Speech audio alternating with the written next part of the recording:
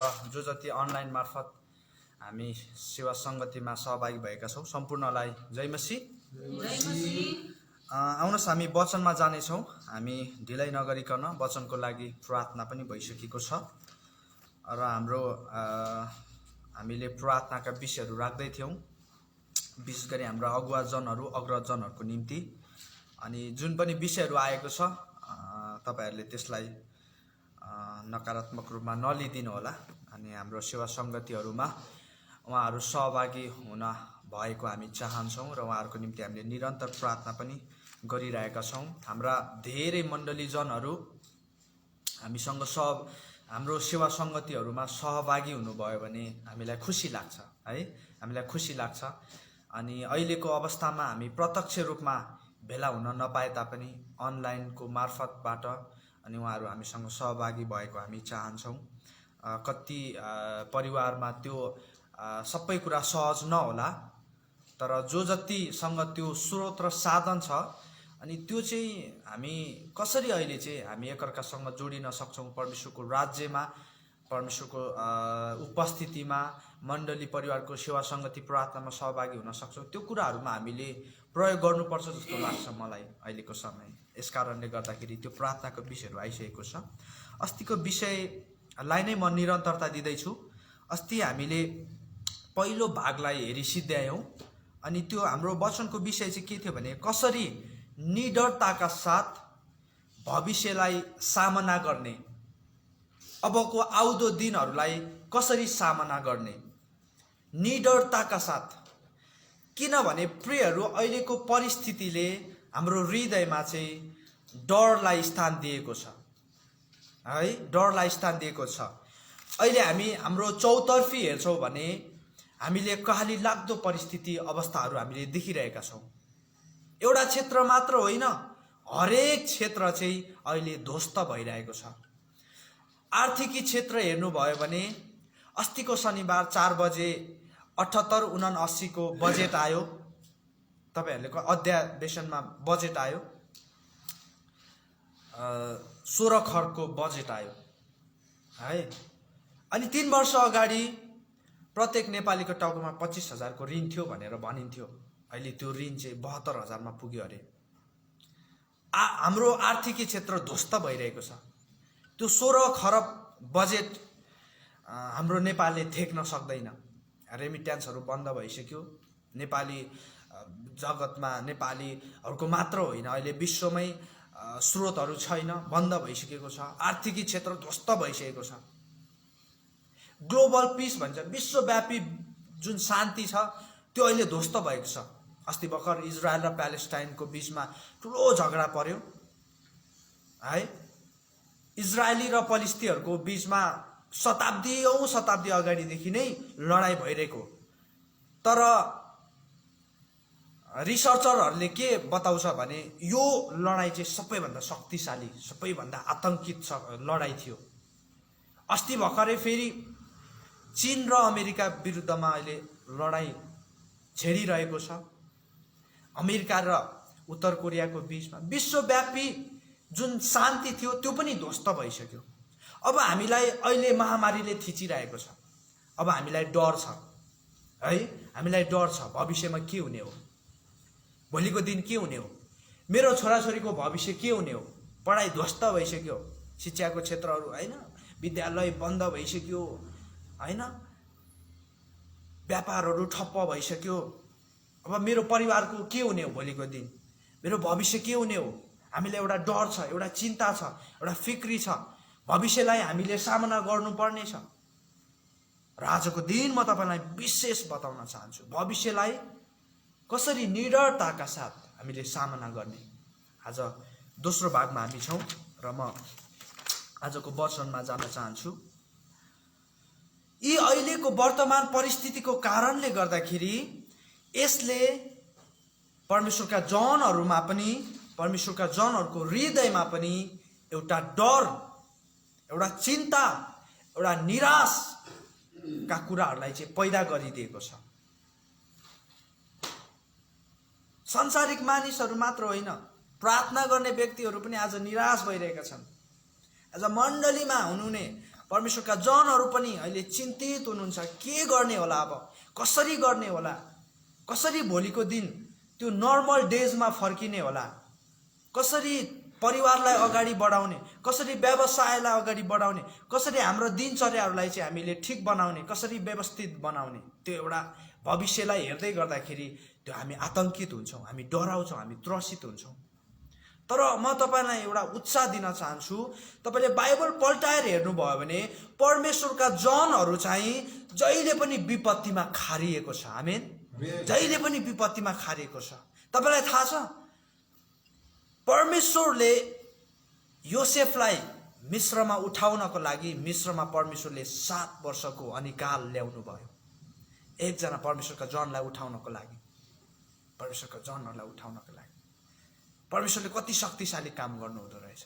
यस कारणले तपाईले बाइबलमा पल्टाएर हेर्नुभयो भने परमेश्वरका जनहरूलाई चाहिँ विपत्तिले कहिले पनि छोएको छैन, कहिले पनि असर गरेको छैन। तर झन विपत्तिको बीचमा चाहिँ, झन सङ्कटको बीचमा चाहिँ, झन समस्याको बीचमा चाहिँ परमेश्वरका जनहरू चाहिँ खारिएको छ। आमेन। जब इजरायलीहरूलाई मिद्यानीहरूले घेरे, मिद्यानीहरूले यति सताउँथे, उनीहरूको अन्न चाहिँ उनीहरूले वर्षौं मेहनत गरेर है लगानी गरेर उनीहरूले अन्न खन्जोत गरेर उनीहरूले अन्न हुर्काउँथे।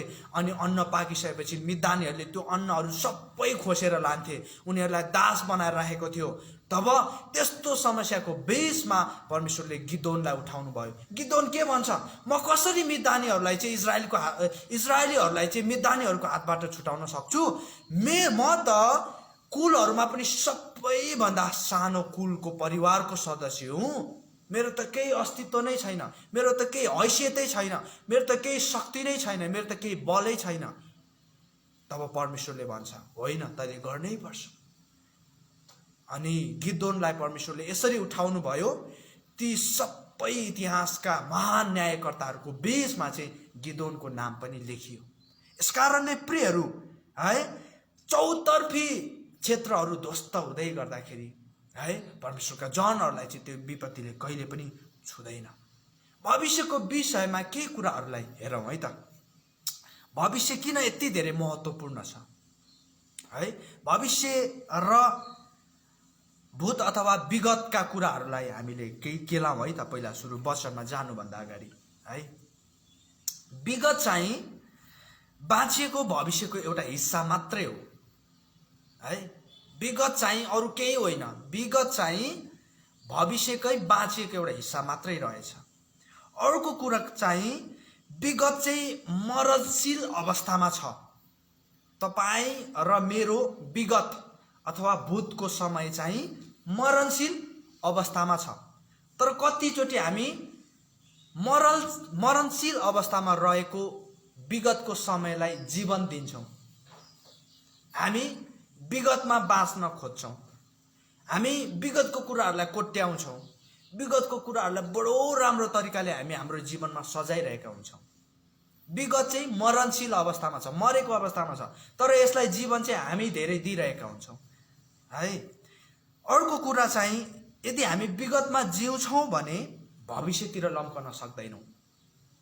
2077 सालमा त यो समस्या भएको थियो, यो समय भयो, यो समस्या यो भएको थियो भनेर विगतलाई हामी कोट्टाको गर्छौँ भने, विगततिर फर्केकै गर्छौँ भने भविष्यमा हामी लम्कन सक्दैनौँ है। भविष्यतर्फ हामी लम्कन सक्दैनौँ।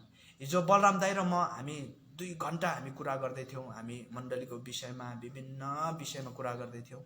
अनि हामीले त्यहाँ एउटा कुरा चाहिँ के गर्यो भने, विश्वासी जनहरूले चाहिँ, परमेश्वरका जनहरूले चाहिँ जहिले पनि ठुलो तस्बिर देख्न सक्नुपर्छ। आमेन। ठुलो तस्बिर हामी जहिले साँगुरो सोच बनाएर हिँड्यौँ भने हामी भविष्यमा हामी लम्कन सक्दैनौँ है प्रियहरू। यसकारण हाम्रो दर्शन, हाम्रो उद्देश्य, हाम्रो प्लानिङ, हाम्रो भविष्यका कुराहरू चाहिँ जहिले पनि ठुलो तस्बिरमा हामीले देख्न सक्नुपर्छ। जहिले साँगुरो सोच बनाउने होइन है। यसकारणले गर्दाखेरि हामी अर्को कुरा चाहिँ हामी विगतलाई परिवर्तन गर्न सक्दैनौँ, बितेको कुरालाई हामी परिवर्तन गर्न सक्दैनौँ, तर नयाँ विगतलाई चाहिँ हामी सिर्जना गर्न सक्छौँ। फेरि हेर्नुहोस् है, हामी विगतको कुराहरूलाई परिवर्तन गर्न सक्दैनौँ, तर नयाँ विगतलाई चाहिँ के गर्न सक्छौँ, बनाउन सक्छौँ। हामीले हाम्रो जीवनमा घटेका ती घटनाका सम्झनाहरूलाई हामी परिवर्तन गर्न सक्दैनौँ, तर नयाँ सम्झनाहरूलाई चाहिँ हामी बनाउन सक्छौँ। तपाईँ र मेरो जीवनमा त्यस्ता नमिठा सम्झनाहरू पनि होला है, नमिठा सम्झनाहरू पनि होला।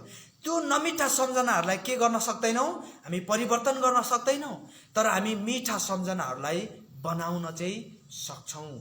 नयाँ मेमोरीहरूलाई है, गुड मेमोरीहरूलाई हामी क्रिएट गर्न सक्छौँ है, हामी नयाँ विगतलाई बनाउन सक्छौँ। त्यतातिर चाहिँ हामीले ध्यान दिनु पर्यो, त्यतातिर चाहिँ हामीले ध्यान दिनु पर्यो। यसकारण भविष्य धेरै महत्त्वपूर्ण छ। भविष्यले आशा दिन्छ, भविष्यले आशा दिन्छ। जिउनको निम्ति, मेहनत गर्नको निम्ति, परिश्रम गर्नको निम्ति चाहिँ हामीलाई आशा दिन्छ। फिलिपी 3:12 - 15सम्म पावलले यही कुरो कस्तो राम्रो तरिकाले बताउनु भएको छ। हेर्नुहोस् है त, म तपाईँहरूको निम्ति पढ्न चाहन्छु। मैले यी सबै अघिबाटै प्राप्त गरिसकेको छु अथवा म अघिबाटै सिद्ध भइसकेको छु भनेर त होइन, तर ती कुराहरूलाई पक्रनको निम्ति म अघि बढिरहेको छु, जुन कुराको निम्ति ख्रिस्टले मलाई पक्राउनु भयो। भाइयो, मैले यी सब पक्रिसकेको छु भनी म ठान्दिनँ, तर म एउटा काम गर्दछु कि पछाडिका कुराहरू बिर्सेर र अगाडिका कुराहरूतिर जोडसँग लम्कदै ख्रिस्ट येशूमा परमेश्वरको स्वर्गीय बोलावटमा पाइने पुरस्कारको निम्ति निशानातिर म जोडसँग अघि बढिरहेछु। आमेन। प्रियहरू, ख्रिस्टले हामीलाई के कुराको निम्ति पक्राउनु भयो त? स्वर्ग जानको निम्ति हो? होइन। उद्धार चाहिँ, हेर्नुहोस् है, म तपाईँलाई एउटा महत्त्वपूर्ण कुरा बताउँछु। उद्धार चाहिँ स्वर्गको विषयमा होइन, उद्धार चाहिँ खासमा पृथ्वीको बारेमा हो। पृथ्वीमा त्यो कुरालाई, त्यो कार्यलाई तपाईँले गर्नु जुन कार्यको निम्ति तपाईँ चुनिनु भएको थियो। यसकारण परमेश्वरले तपाईँलाई उद्धार दिनुभएको। ख्रिस्टले चाहिँ तपाईँको विगतलाई क्षमा दिनको लागि मात्रै क्रुसमा चढ्नु भएको होइन, तर तपाईँलाई आशा र भविष्य दिनलाई पनि ख्रिस्ट चाहिँ क्रुसमा चढ्नु भएको। आमेन। धेरैचोटि हामी विगतका कुराहरूलाई हामी कोट्याइरहेका हुन्छौँ, विगतमा हामी जिरहेका हुन्छौँ, तर पावलले यहाँ के भन्नुभयो? पछाडिका कुराहरूलाई म छोडेर म अगाडिका कुराहरूतिर लम्कन्छु। अब भविष्यको कुराहरूलाई हामीले सामना गर्नु पर्यो। भविष्यका कुराहरूप्रति हामी केन्द्रित हुनु पर्यो। भविष्यका कुराहरूप्रति हामी प्लानिङ गर्नु पर्यो, योजना बनाउनु पर्यो। विगतका कुराहरूलाई सम्झेर हामी अड्किने होइन। बिगर पिक्चर भनिन्छ होइन, ठुलो तस्बिर चाहिँ हामीले देख्नु पर्यो। प्रियहरू, हामीलाई धेरैचोटि हेर्नुहोस् है, शैतान चाहिँ तपाईँ हाम्रो इतिहासलाई प्रयोग गरेर हाम्रो भविष्यलाई बर्बाद पार्न चाहन्छ है। यसकारण शैतानले चाहिँ जहिले पनि तपाईँले बाइबलमा हेर्नुभयो भने इतिहासको कुरा, विगतको कुराहरूलाई कोट्याउँछ होइन। तपाईँ र हाम्रो जीवनमा पनि यसले यस्तै परीक्षा लिएर आएर त पापी होस्, त अयोग्य छस्, तैँले कसरी मण्डलीमा गएर हालेलुया हालेलुया भन्न सक्छस्, त पापी होस्, तैँले त अनगिन्ती पाप गरेको छस्, त अधर्मी होस् भनेर यसले पुरा हाम्रो इतिहासलाई कोट्याएर हाम्रो भविष्यलाई चाहिँ बर्बाद पार्न चाहन्छ। तर हामीले यसलाई चाहिँ चुप बनाउनु पर्छ है। डर चाहिँ कहाँबाट आउँछ? हेर्नुहोस् है, डर कहाँबाट आउँछ? डरको स्रोत चाहिँ 4वटा स्रोत म तपाईँलाई दिन्छु है। मैले तपाईँले यो कुरा किन बताइरहेको छु भने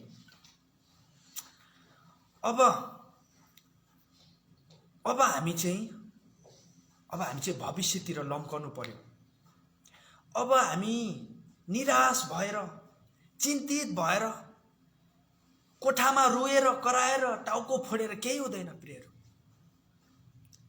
अब चाहिँ हामी चाहिँ भविष्यतिर लम्कनु पर्यो। तर भविष्यतिर लम्कदै गर्दाखेरि अबको 10 वर्षको लागि, 20 वर्षको लागि सोच्दै गर्दाखेरि हामीलाई धेरै डर पैदा हुन्छ। म असफल पो हुने हो कि, मलाई मानिसले के भन्ने हो, त्यहाँ धेरै जोखिम छ। यसकारण म तपाईँलाई बताउन चाहन्छु डर चाहिँ कहाँबाट आउँछ त? पहिलो चाहिँ ज्ञानको कमीले। जब ल्याक अफ नलेज हुन्छ नि तब डर पैदा हुन्छ। दोस्रो चाहिँ अनिश्चितताका कारणले गर्दाखेरि, अब के हुने हो थाहा छैन, अनिश्चितताको कारणले गर्दाखेरि डर पैदा हुन्छ। तेस्रो चाहिँ थाहा नहुनाको कारणले गर्दाखेरि, अब थाहै छैन हामीलाई के हुने हो, कस्तो हुने हो, कसरी गर्ने। अनि चौथो चाहिँ विगतको असफलताको कारणले गर्दाखेरि, विगतमा हामीले कति निर्णयहरू यस्ता गरेका होलाौँ जो निर्णयहरू चाहिँ असफल भएको होला। त्यो तितो अनुभवको कारणले गर्दाखेरि हामी हाम्रो कदमहरूलाई अगाडि चाल्नै हामी चाहदैनौँ। हामी फेरि डर छ हामीलाई असफल पो हुने हो कि भनेर, विगतका तिता अनुभवको कारणले गर्दाखेरि। मैले अस्ति भन्दै थिएँ तपाईँहरूलाई, हेर्नुहोस् है, सफलताको सबैभन्दा ठुलो शत्रु भनेको चाहिँ असफलताको डर हो।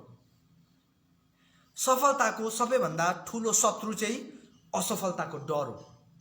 कतै असफल पो भइन्छु कि भन्ने डरले चाहिँ हामी कहिले पनि पाइला चाल्नै चाहदैनौँ। यस कारणले गर्दाखेरि आजको वचन चाहिँ धेरै महत्त्वपूर्ण छ प्रियहरू। भविष्य किन यति धेरै महत्त्वपूर्ण छ? Importance of future. भविष्य किन महत्त्वपूर्ण छ? भविष्य चाहिँ बाइबलमा 160 पटक उल्लेख गरिएको छ।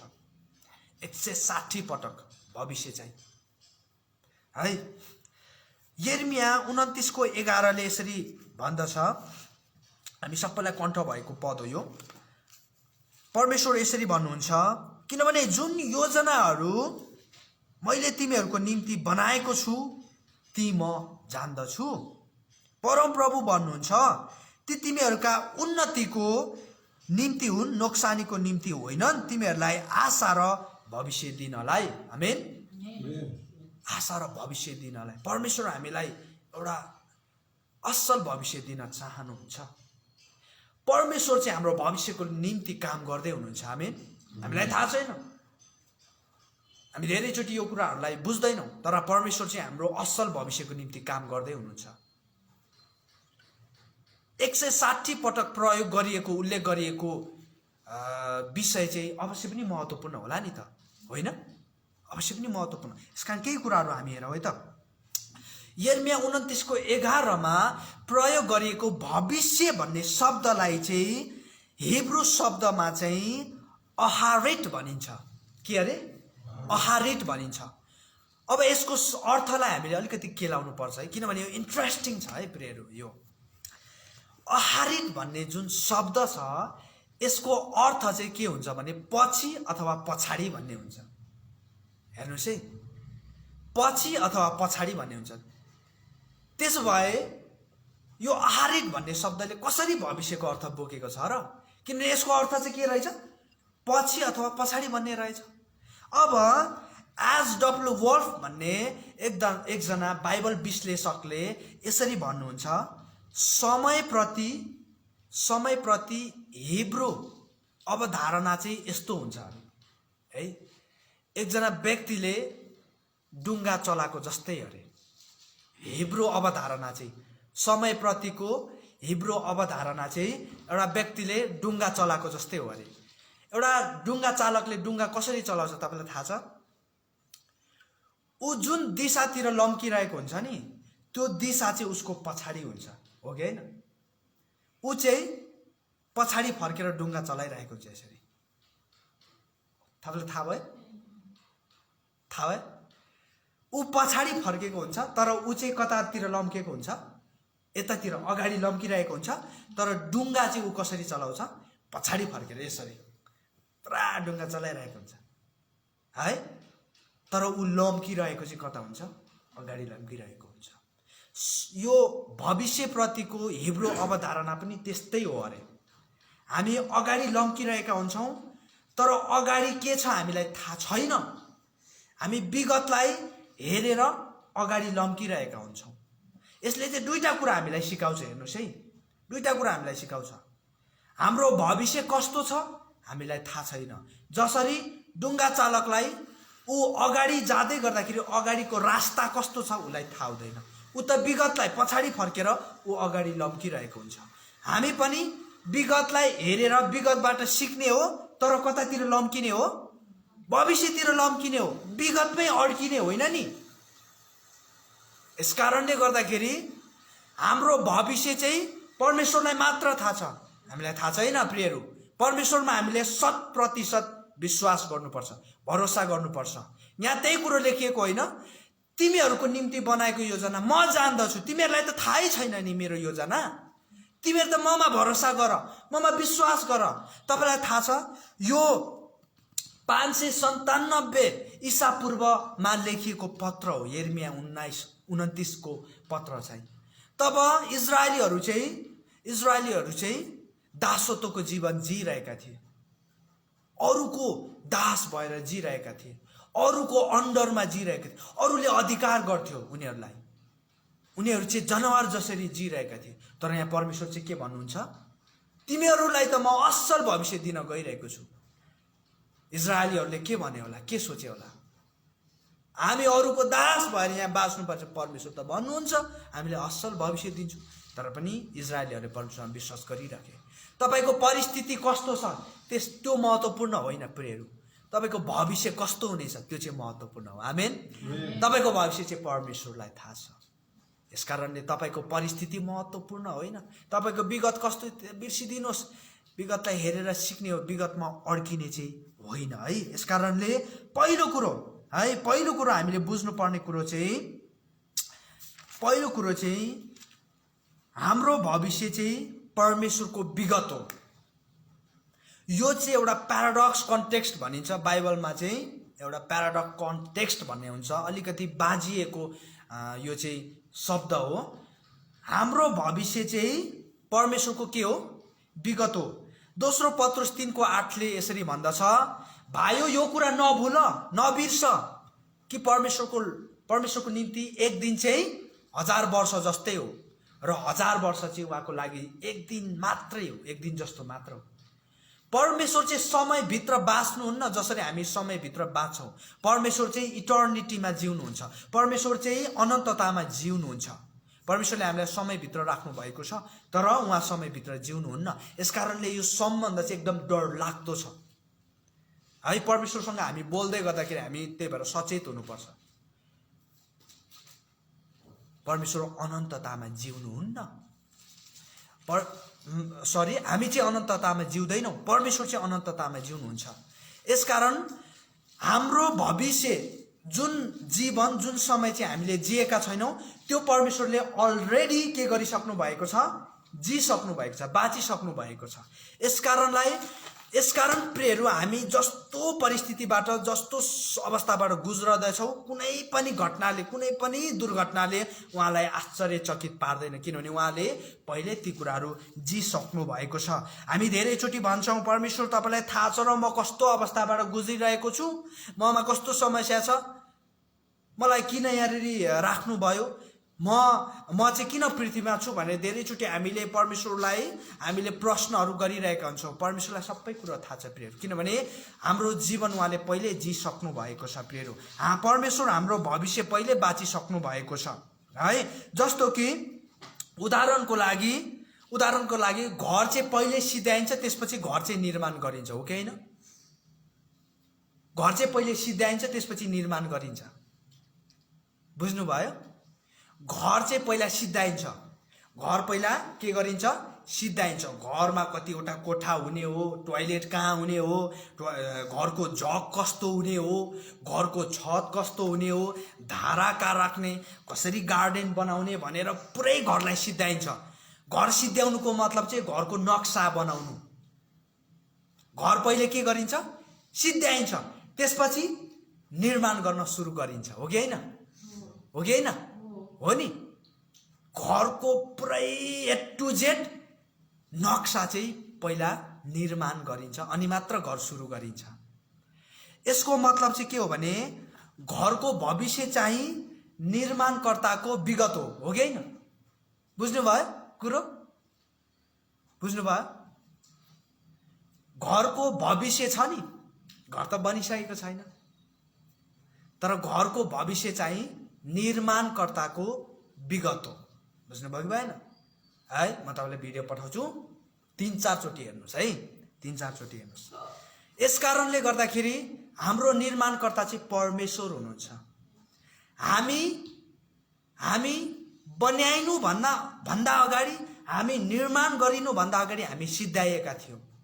प्रियहरू, यस कारणले हाम्रो भविष्य चाहिँ हाम्रो निर्माणकर्ताको विगत हो। उहाँलाई हाम्रो सबै कुरा A to Z थाहा छ है। जसरी निर्माणकर्तालाई, जसरी इन्जिनियरलाई घरको टोयलेट कहाँ राख्ने, घरको कोठा कसरी बनाउने, घरको छत कसरी बनाउने, हरेक कुरा घर बनाउनु भन्दा अगाडि थाहा हुन्छ, त्यसै गरी परमेश्वरलाई हामी प्रत्येकको हरेक भविष्यको पल पल थाहा छ।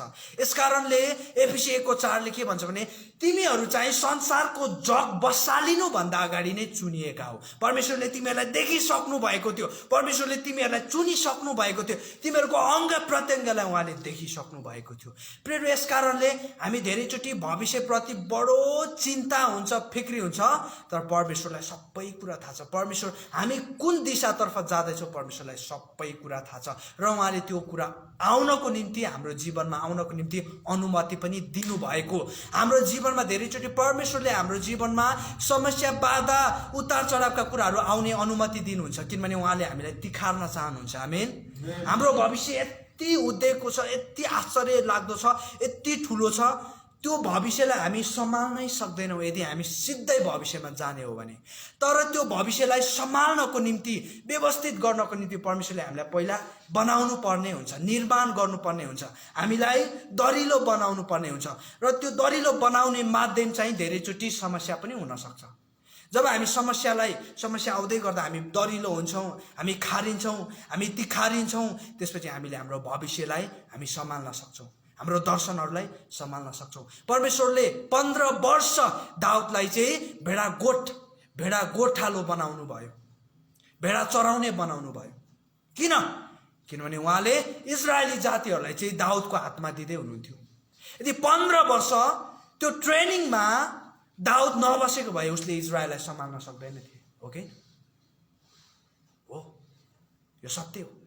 योसेफले 13 वर्ष कुर्नु पर्यो मिस्र देशको दोस्रो अधिपति हुनको निम्ति। किन 13 वर्ष परमेश्वरले योसेफलाई तिखार्दै हुनुहुन्थ्यो उहाँले खार्दै हुनुहुन्थ्यो। हामीले भनौँ त परमेश्वरले मलाई तिखार्दै हुनुहुन्छ यो महामारीको बीचमा। भन्नुहोस्, परमेश्वरले मलाई तिखार्दै हुनुहुन्छ, परमेश्वरले मलाई तिखार्दै हुनुहुन्छ। यसको त योजना छ नि प्रियहरू, यसको त योजना छ। त्यो योजना फेरि हामीले बुझ्दैनौँ पनि, जान्दैनौँ पनि। तर हाम्रो भविष्य परमेश्वरको के हो अरे? विगत हो अरे। परमेश्वरले पहिल्यै हाम्रो जीवन जिइसक्नु भएको छ। यो कुरा हामीले बुझ्नुपर्छ है प्रियहरू है। परमेश्वरले भन्नुहुन्छ, परमेश्वरलाई थाहा छ तपाईँ कस्तो अवस्था र परिस्थितिहरूबाट गुज्रदै हुनुहुन्छ र गुज्रनु पनि पर्नेछ। परमेश्वरलाई सबै कुरो थाहा छ। धेरैचोटि यसले हामीलाई दुःखी पनि बनाउँछ, निराश पनि बनाउँछ। तर बाइबलले यो पनि भन्दछ कि सबै कुरा मिलेर तिम्रो निम्ति के हुनेछ अरे? भलाइ नै हुनेछ। आमेन। रोमी 8:28 त्यही कुरो भनेको होइन? सबै कुरो मिलेर तिम्रो भलाइ नै हुनेछ।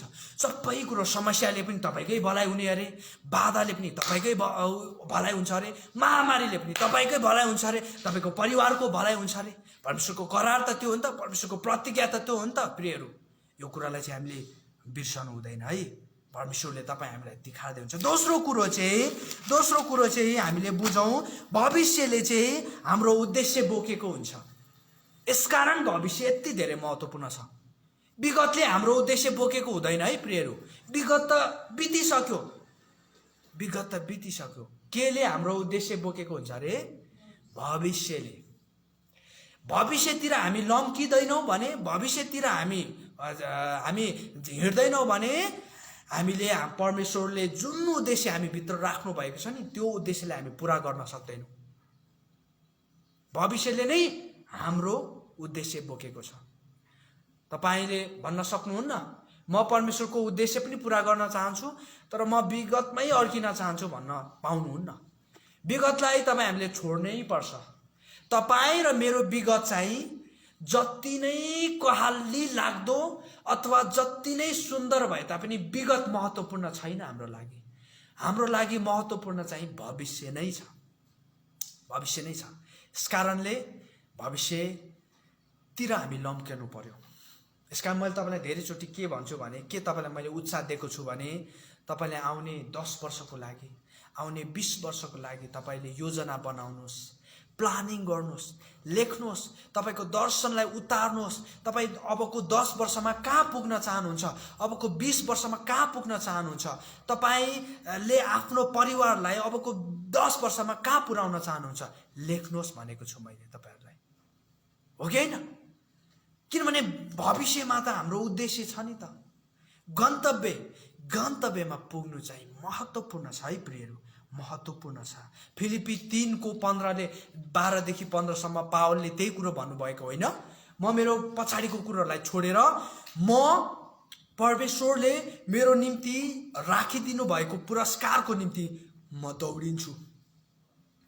तपाईँ हामी यदि स्वर्गमा पुरस्कृत हुन चाहन्छौँ भने पृथ्वीमा तपाईँ हामीले हाम्रो दौडलाई सिद्ध्याउनु पर्छ, तपाईँ हामीले हाम्रो उद्देश्यलाई सिद्ध्याउनु पर्छ। धेरैचोटि दर्शनको, उद्देश्यको, योजनाको, भविष्यको कुरो गर्दै गर्दा हामी विश्वासीहरूलाई अल्छी लाग्छ, लाग्छ।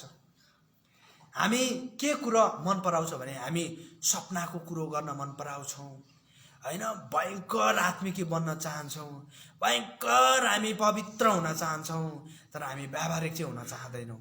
त बाइबलले के भन्छ तपाईँलाई थाहा छ? कल्पनामा डुब्नेहरू चाहिँ दरिद्र हुन्छ, गरिब हुन्छ भनेर लेखिएको छ हितोपदेशमा, बुझ्नुभयो? हामी धेरैचोटि खाटमा सुतेर भएको परमेश्वरले डल्लै दिनुभएको होस् भन्ने हामी चाहन्छौँ। कतिले चाहिँ फेरि यसरी पनि भन्दो रहेछ, तिमी विश्वासीहरू दुध किन माग्छौ, गाई माग न, गाई मागेपछि सबै पाइहाल्यो नि अरे, के फेरि डल्लै माग अरे, के त्यसरी हुँदैन। हामीलाई परमेश्वरले पल पलमा जिएको चाहनुहुन्छ, आमेन। वर्ष त्यही भएर त परमेश्वरले समयलाई टुक्र्याउनु भयो, अनि उहाँले समयलाई वर्षहरूमा, महिनाहरूमा, दिनहरूमा टुक्राएर हामीलाई दिनुभयो, ताकि प्रत्येक दिन हामी जिउन सकौँ। प्रत्येक दिनको हामीले लेखा हिसाब परमेश्वरलाई बुझाउनु पर्ने हुन्छ, प्रत्येक महिनाको हिसाब परमेश्वरलाई बुझाउनु पर्ने, प्रत्येक वर्षको परमेश्वरलाई हामीले हिसाब बुझाउनु पर्ने हुन्छ। यो दिन के गर्यो, यो दिन के गर्यो, यो दिन के गर्यो, यो महिना के गर्यो, यो वर्ष के गर्यो, हेर्नुहोस् है। त्यही भएर त परमेश्वरले हामीलाई समयलाई टुक्राएर दिनुभएको छ। परमेश्वरले हामीले डल्लै समय दिनुभएको भए हामीले परमेश्वरलाई हिसाब बुझाउनु पर्दैन थियो। तर जब परमेश्वरको अगाडि हामी उपस्थित हुन्छौँ नि, परमेश्वरले हामीलाई यसरी प्रश्न गर्नुहुन्छ, तँलाई मैले 70 वर्ष दिएँ, 70 वर्ष के गरिस् तैँले? तँलाई मैले 60 वर्ष दिएँ, 60 वर्ष के गरिस् तैँले? तँलाई मैले 80 वर्ष दिएँ, 80 वर्ष के गरिस् तैँले? मेरो उद्देश्य पुरा गरिस् कि गरिस्? तेरो जुन दौड थियो पुरा गरिस् कि गरिस्? परमेश्वर यसरी नै प्रश्न गर्नुहुन्छ।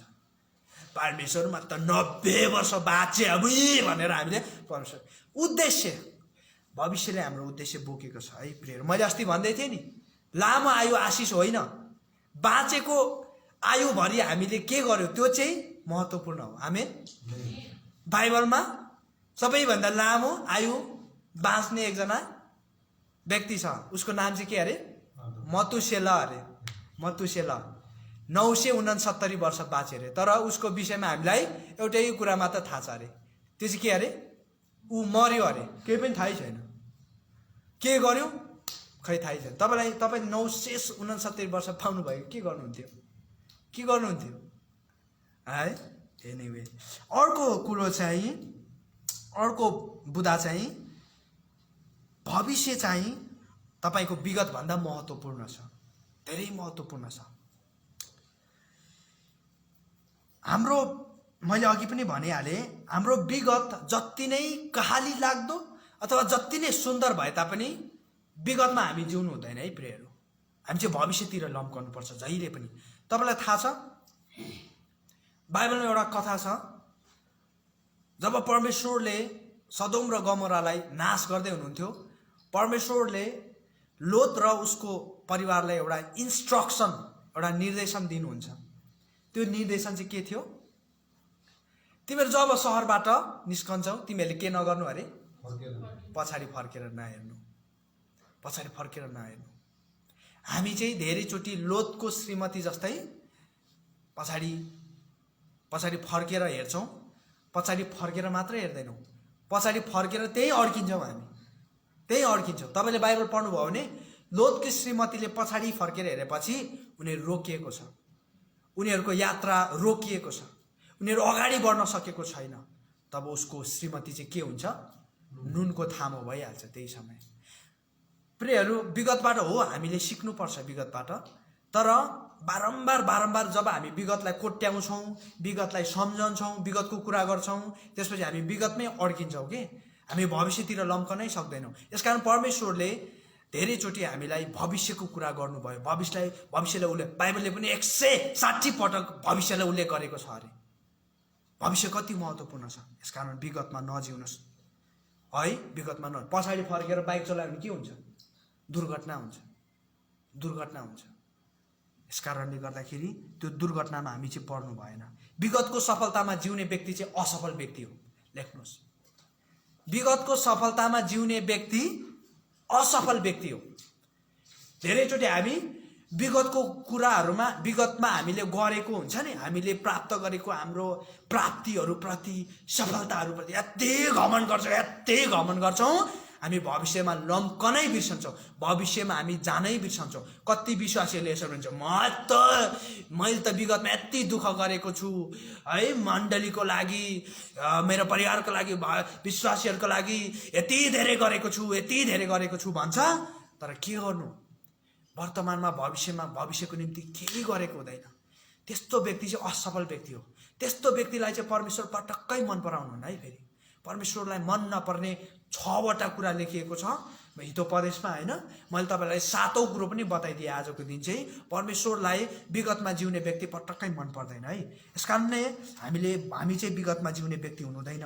अर्को कुरा चाहिँ महत्त्वपूर्ण बुँदा चाहिँ लेख्नुहोस्, हाम्रो भविष्य हाम्रो विगतभन्दा बढी शक्तिशाली छ है। हाम्रो भविष्य चाहिँ हाम्रो विगतभन्दा शक्तिशाली छ। प्रियहरू, हाम्रो भविष्य भनेको चाहिँ खाली पन्ना जस्तै हो। खाली पन्नामा तपाईँले जे पनि भर्न सक्नुहुन्छ है, जे पनि भर्न सक्नुहुन्छ। मैले तपाईँलाई एउटा खाली पन्ना दिएँ भने, अनि तपाईँलाई मैले भने एउटा कथा लेख्नुहोस्, एउटा कविता लेख्नुहोस्, एउटा गीत लेख्नुहोस् भने तपाईँले त्यो खाली पन्नामा रचना गर्न सक्नुहुन्छ, तपाईँ क्रिएटिभ बन्न सक्नुहुन्छ। तर मैले तपाईँलाई सबै भरिएको पन्ना दिएँ भने तपाईँले त्यहाँ लेख्न सक्नुहुन्न। विगत भनेको चाहिँ सबै लेखिसकिएको पन्ना हो, तर भविष्य भनेको चाहिँ खाली पन्ना हो। तपाईँले भविष्यमा आफूले चाहेको कुराहरू लेख्न सक्नुहुन्छ है। यस कारणले गर्दाखेरि भविष्य किन शक्तिशाली पनि छ भने भविष्य चाहिँ हाम्रो कन्ट्रोलमा छ, हाम्रो नियन्त्रणमा छ। विगत हाम्रो कन्ट्रोलमा छैन। तपाईँ विगतमा जान सक्नुहुन्न, विगतमा फर्किन सक्नुहुन्न। विगत तपाईँ र हाम्रो कन्ट्रोलमा, नियन्त्रणमा छैन, तर भविष्य तपाईँको कन्ट्रोलमा छ। तपाईँको भविष्य कस्तो बनाउने तपाईँको हातमा छ। प्रियहरू, परमेश्वरले आफ्नो क्षेत्र, आफ्नो पक्ष, आफ्नो ठाउँबाट उहाँले आफ्नो पाटो गर्नुहुन्छ भने तपाईँ र हामीले आफ्नो क्षेत्रबाट आफ्नो पाटो गर्नुपर्ने हुन्छ भविष्यको निम्ति। यसकारण भविष्य धेरै शक्तिशाली छ है प्रियहरू है। भविष्य चाहिँ धेरै शक्तिशाली छ है। मैले अघि पनि भने येशू ख्रीष्ट चाहिँ केवल हाम्रो विगतका पापहरूलाई क्षमा दिन मात्र होइन, येशू ख्रीष्ट चाहिँ हामीलाई आशा, भरोसा, भविष्य दिनलाई पनि उहाँ चाहिँ क्रुसमा टाङ्गिनु भएको है। यस कारणले गर्दाखेरि हाम्रो भविष्य चाहिँ धेरै शक्तिशाली छ। अर्को कुरा चाहिँ यो धेरै महत्त्वपूर्ण बुँदा चाहिँ म तपाईँलाई बताउन चाहन्छु। परमेश्वर चाहिँ तपाईँको भविष्यप्रति तपाईँ भन्दा पनि बढी प्रतिबद्ध हुनुहुन्छ। तपाईको भविष्यप्रति जति तपाईँ गम्भीर हुनुहुन्छ नि, त्योभन्दा बढी गम्भीर चाहिँ परमेश्वर हुनुहुन्छ। त्योभन्दा बढी गम्भीर र प्रति कमिटेड, प्रमिस्ड चाहिँ उहाँ हुनुहुन्छ, परमेश्वर हुनुहुन्छ। किन तपाईँ भविष्यमा असफल हुनु भनेको चाहिँ परमेश्वर असफल हुनु हो। यस कारणले परमेश्वरले तपाईलाई जहाँबाट पनि, जस्तै परिस्थितिबाट पनि तपाईलाई भविष्यमा सफल बनाउन चाहनुहुन्छ। आमेन। यो कति शक्तिशाली कुरो, यो कति असल कुरो छ। हेर्नुहोस् त, तपाईँ अब भविष्यप्रति सोचेर निराश भएर डराएर बस्ने हो त? तपाईको पछाडि त तपाईको ब्याक सपोर्ट त को अरे? परमेश्वर स्वयं हुनुहुन्छ। तपाईको भविष्यप्रति जति तपाईँ गम्भीर हुनुहुन्छ नि, त्योभन्दा गम्भीर परमेश्वर हुनुहुन्छ अरे। तपाईँ भविष्यमा असफल हुनु भनेको चाहिँ परमेश्वर स्वयं असफल हुनु हो। म तपाईँलाई उदाहरण दिन्छु ल। तपाईको हातमा प्रत्येकको हातमा मोबाइल छ। त्यो मोबाइलको चाहिँ निर्माणकर्ता छ। तपाईको मोबाइल पछाडि हेर्नुभयो भने त्यहाँ एउटा साइन छ, एउटा ब्रान्ड छ। कसैको हुवाई होला, कसैको आइफोन होला, कसैको स्यामसुङ होला, त्यसको के छ सिग्नेचर साइन छ त्यहाँनेरि, त्यसको ब्रान्ड पनि छ। तपाईको हातमा भएको मोबाइलले काम गरेन है, फङ्सनल काम गरेन भने त्यो मोबाइल असफल भएको होइन नि। को असफल भएको? मोबाइलको पछाडि सिग्नेचर भएको ब्रान्ड कम्पनी चाहिँ असफल भएको। यसकारणले तपाईको हातमा त्यो मोबाइल पर्नुभन्दा अगाडि त्यो मोबाइलले के गर्छ? लाखौं करोडौं खर्च गरेर रिसर्च गर्छ, मोबाइललाई बनाउँछ, त्यसलाई चलाउँछ, प्रयोग गर्छ, रिसर्च गर्छ, कसरी यसलाई चाहिँ 100% है ग्राहकको हातमा परेपछि चाहिँ यसले सफल तरिकाले काम गरोस् भनेर तपाईको हातमा पर्नुभन्दा अगाडि वर्षौं वर्ष कम्पनीले रिसर्च गरेको छ, लगानी गरेको छ, मेहनत गरेको छ, परिश्रम गरेको छ। अनि जब तपाईको हातमा त्यो पर्छ त्यसले बडो राम्रोसँग काम गर्छ। ट्यागको कल लगाइन्छ, फेसबुक चलाइन्छ, हरेक फङ्सनल काम गर्छ। तर कहिलेकाहीँ तपाईको फोनले के गर्दैन? काम गर्दैन। तपाईको फोन किन्दै गर्दाखेरि तपाईले एउटा बुकलेट्स भन्ने पुस्तक पाउनुहुन्छ। तपाईले कहिले त्यो पढ्नु भएको छ? पढ्नु भएको छैन है। त्यो म पनि पढ्दिनँ, अल्छी लाग्छ। तर त्यो बुकलेट्समा यति आवश्यक कुराहरू लेखिएको हुन्छ। यो प्रोडक्ट, यो सामानलाई चाहिँ यसरी नचलाउनु भनेर पहिला चाहिँ तिमीले यो नगर्नु भनेर हामीलाई के दिएको हुन्छ? त्यो बुकलेट्समा नियमहरू दिएको हुन्छ। पानीमा नखसाल्नु, तातो तापक्रममा नराख्नु भनेर के नगर्नु भने। अब के गर्नु त? यसलाई राम्रो तरिकाले चलाउनको लागि के गर्नु त? के गर्नु? अब यो कुरा गर्नु, चार्ज गर्नु, ब्याट्रीलाई टाइममा त्यसलाई सर्भिसिङ गर्ने कुराहरू, हरेक कुरा लेखिएको हुन्छ। अनि यो सामानले चाहिँ 100% काम गर्छ। अब कहिले काहीँ काम गरेन भने अब त्यो बुकमै के लेखेको हुन्छ?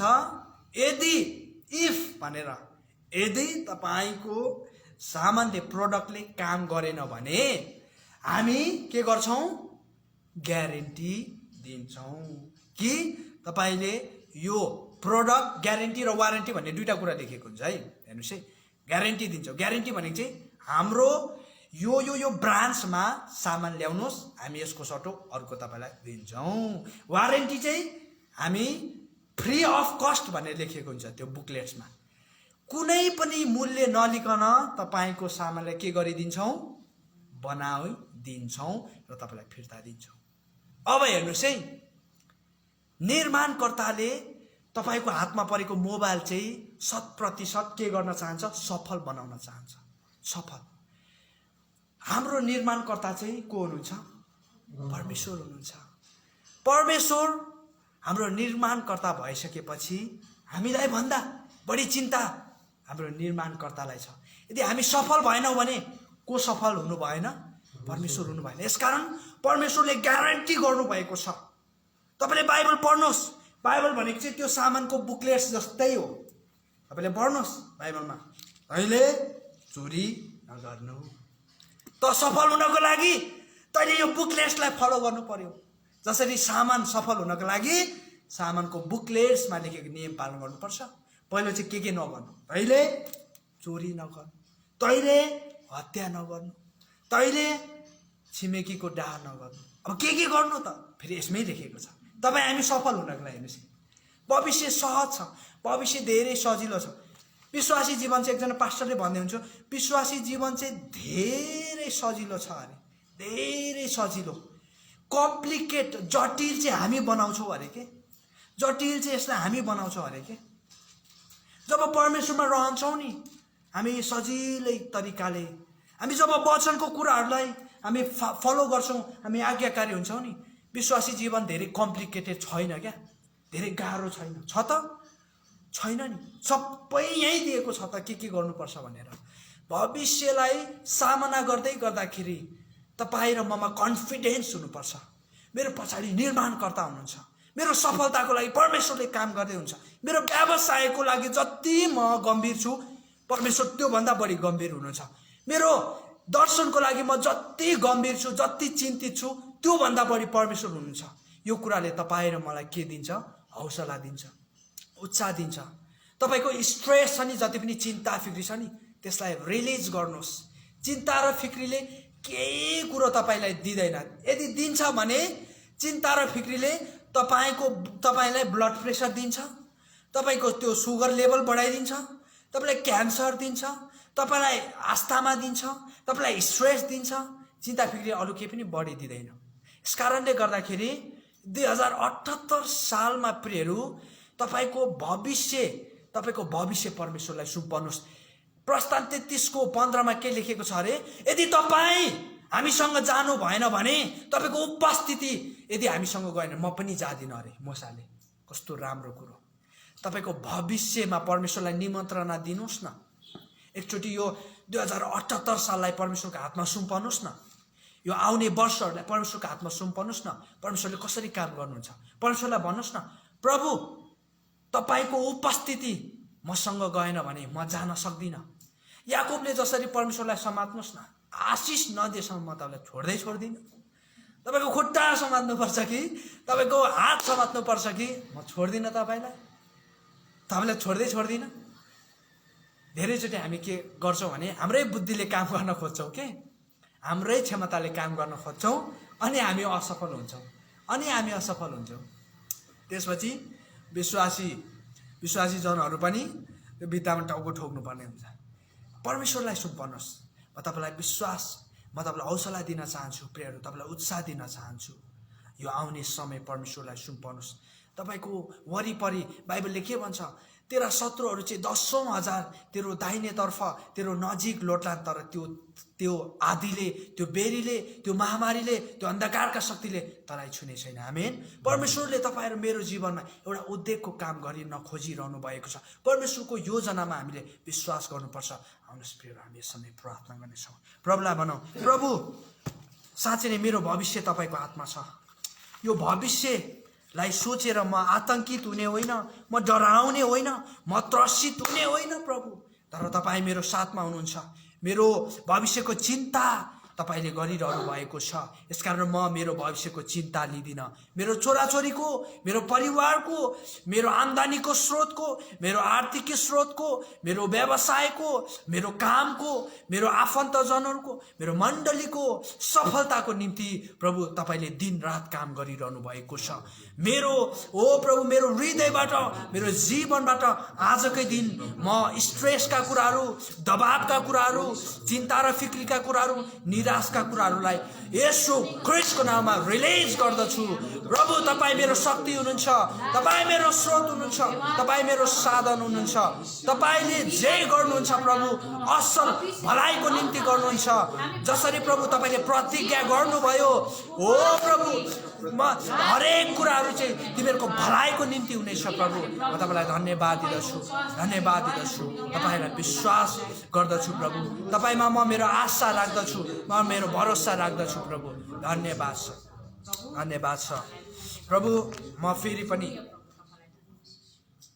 यो सुन्दर समयको लागि अनि यो वचनको निम्ति हामी तपाईँलाई धन्यवाद दिँदछौँ।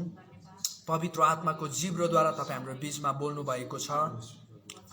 अहिलेको वर्तमान परिस्थितिको कारणले गर्दाखेरि हामी धेरै तपाईँका जनहरू निराश भएका छौँ होला अनि चिन्तित पनि छौँ होला प्रभु। तर आज तपाईँको वचनले भन्दछ तिमीहरूको भविष्य तिमीहरूको निर्माणकर्ता, तिमीहरूको सृष्टिकर्ताको हातमा छ। साँच्चै नै प्रभु हामी तपाईँलाई धन्यवाद दिँदछौँ। जसरी तपाईँको वचनले भन्दछ तिमीहरूलाई म एउटा असल आशा र भविष्य दिन चाहन्छु, तर तिमीहरू मेरो योजनामा विश्वास गर। आज हामी तपाईँमा विश्वास गर्दछौँ। हाम्रो आशा भरोसा तपाईँमा नै छ प्रभु। यो सुन्दर शक्तिशाली वचनको लागि हामी तपाईँलाई धन्यवाद दिँदछौँ प्रभु। अब हामी अगाडिको अनि आशिषको प्रार्थनामा जानेछौँ प्रभु।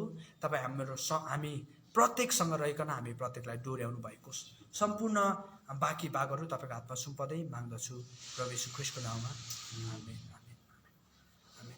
हुन्छ, म मेरो अफिसियल फेसबुक पेजबाट जुन मैले वचनहरू बाँडिरहेको छु म यही समय राख्न चाहन्छु र मेरो यो लाइभलाई चाहिँ म डिस्कन्टिन्यू गरेर हाम्रो आशिषको प्रार्थनामा जान चाहन्छु र यो समय म सम्पूर्ण मण्डली परिवारलाई दिन चाहन्छु। यदि तपाईँहरूको प्रार्थनाको विषयहरू केही छ भने तपाईँले राख्न सक्नुहुन्छ है त।